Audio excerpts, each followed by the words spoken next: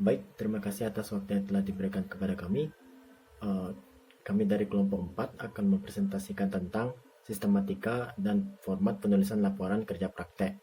Sebelumnya, perkenalkan nama saya Komang Alfi Fendika dengan NIM 23342. Pendahuluan. Jadi, kerja praktek adalah suatu kegiatan praktek kerja di perusahaan berbadan hukum dan mampu memahami kondisi nyata berupa proses produksi atau jasa, permasalahan, dan mampu mencari solusi awal.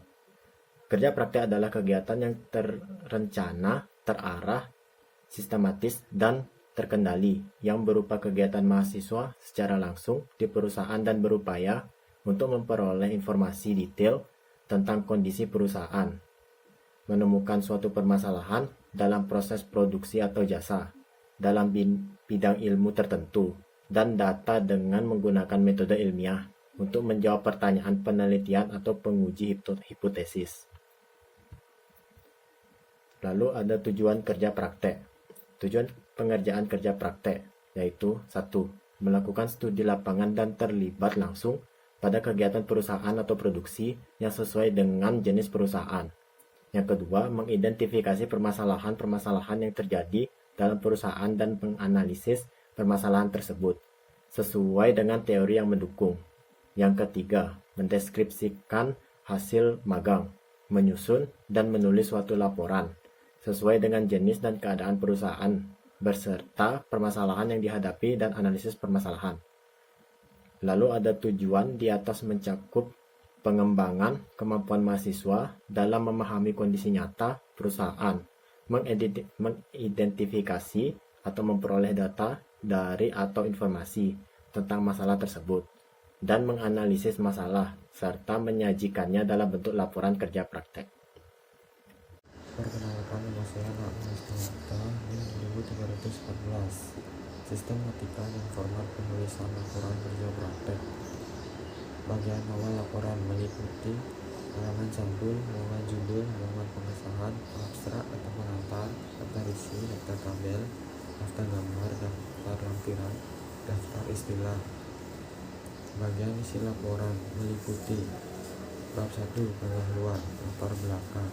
Latar belakang berisi mengapa diperlukan kerja praktek, di mana kerja praktek akan dilakukan, dan mengapa tempat tersebut yang dipilih. Kemudian di bagian apa prakrin akan dilakukan dan mengapa harus di bagian tersebut. Tujuan berisi uraian tujuan yang dicapai dari kerja praktek yang akan dilaksanakan.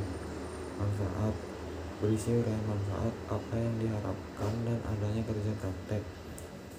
Waktu dan tempat pelaksanaan berisi uraian dengan jelas kerja praktek dilaksanakan dan di perusahaan di mana dilaksanakan serta alamat yang lengkap.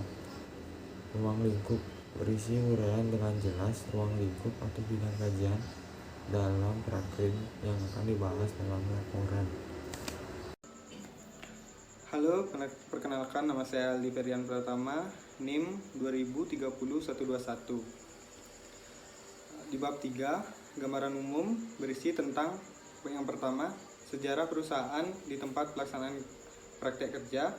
Yang kedua, kegiatan perusahaan di tempat pelaksanaan praktek kerja.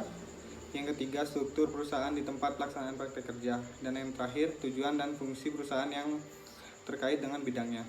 Di bab 3, kajian teori, uraian teori-teori dari buku, jurnal, atau artikel ilmiah sesuai dengan judul laporan prakrin. Di bab 4, pelaksanaan kerja praktek, kajian teori disesuaikan dengan kegiatan selama kerja praktek terkait pemecahan masalah yang sesuai dengan jurusan masing-masing. Berisi tentang yang pertama, dasar pemilihan permasalahan. Berisi uraian dengan jelas permasalahan yang diangkat dalam laporan disertai dengan alasan pemilihan judul laporan. Selanjutnya, pembahasan berisi uraian dengan jelas perbandingan teori dengan fakta atau permasalahan yang ditemui di tempat prakrin beserta solusi yang ditawarkan dalam pemecahan masalah. Sekian, terima kasih. Selanjutnya akan dilanjutkan dengan teman saya. Perkenalkan, nama saya Reva Ardana Putra Hermawan, NIM 2030151. Selanjutnya itu bab 5 kesimpulan dan saran. Kesimpulan berisi uraian dengan jelas atau hasil yang diperoleh. Untuk saran, itu diambil berdasarkan hasil uraian yang diperoleh dalam pelaksanaan kerja praktek. Selanjutnya ada daftar pustaka dan lampiran-lampiran. Sekian dari saya, terima kasih.